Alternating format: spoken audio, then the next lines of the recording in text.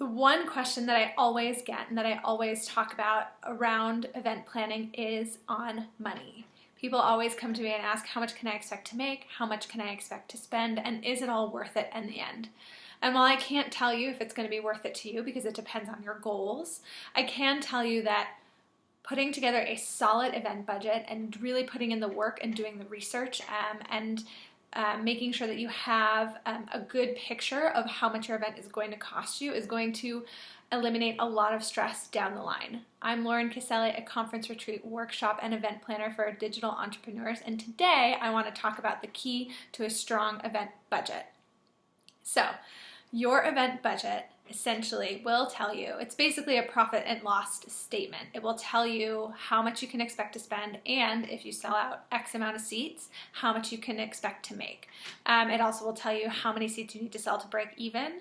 It will also tell you how many, at each different price tick or price increase, how much profit you'll make on each additional ticket that's sold.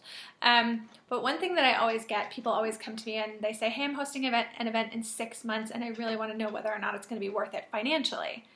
And that is awesome, and you can absolutely plan an event in 3 months or 6 months, but if you want a really good picture of what that's going to cost you, you need to spend a ton of time researching and a ton of time getting quotes and putting together a budget.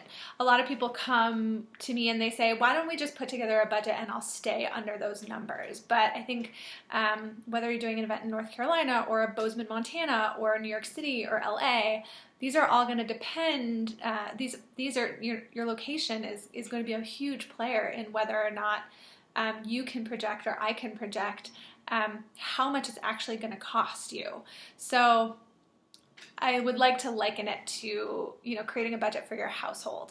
If you say, I'm only going to spend $50 on food this month, or I'm only going to spend $20 on eating out or $30 on eating out or whatever it is, it feels so constricting and so restraining because for whatever reason, once you've put together that kind of like cap budget, without doing the research, you're basically suffocating yourself. So it's like, I'm gonna only spend $30, but then you go out to dinner and the dinner that you choose is everything's over $30, and so here you are like totally blowing your budget because you didn't do the research.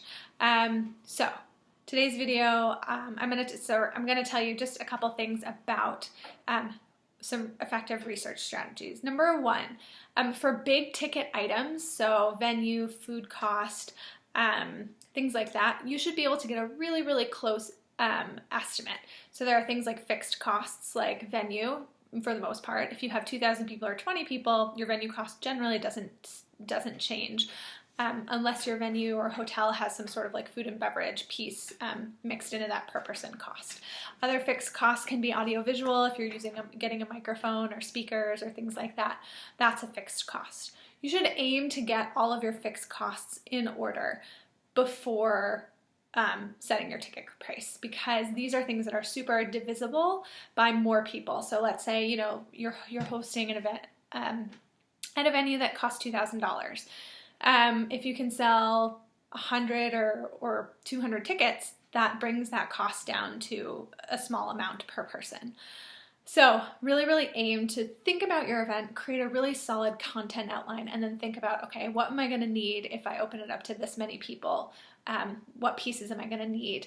And which of those are fixed costs and which of those are things that I can get costing on right now? Number two, really put in a lot of time and thought and energy into your variable costs. And variable costs can be things like food and beverage. Sometimes, I'll talk to people and they don't want to offer any food and beverage so they can have a lower cost per person. That's fine. You don't have to offer food and beverage. I really recommend it, but depending on your goals and your thoughts about your event, you don't have to have it. And it is a variable cost, so it's one of those things that will fluctuate no matter how many people you have in the room. Another example of variable cost is swag. If 300 people show up versus 200 versus 50, you're going to have a fewer amount of swag. And generally, the only time that this gets cheaper as you order more is with once you get into quantities of the hundreds. So if you're ordering, you guys know this, if you're ordering 200 books or journals or notebooks, it's going to be a little bit cheaper per person than if you only order 20.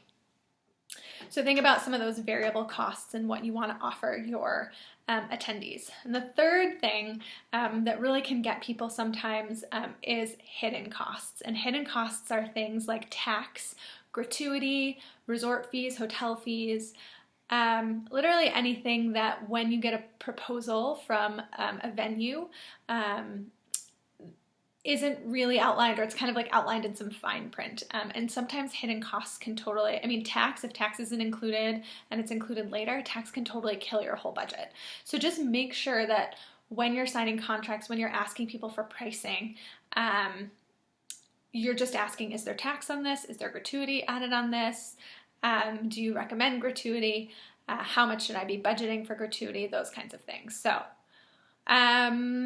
what I wanted to do is let you know that I'm hosting a webinar on Wednesday talking about not only all of these things and going into a little bit more depth about costing and event budgeting, but also talking about how to do a really good job researching and putting together a really solid event budget so that you can decide whether or not your event is worth hosting and or you can slap a ticket price on your upcoming event. So if you are interested in that, there will be information about that below in the comments, and I will see you next week.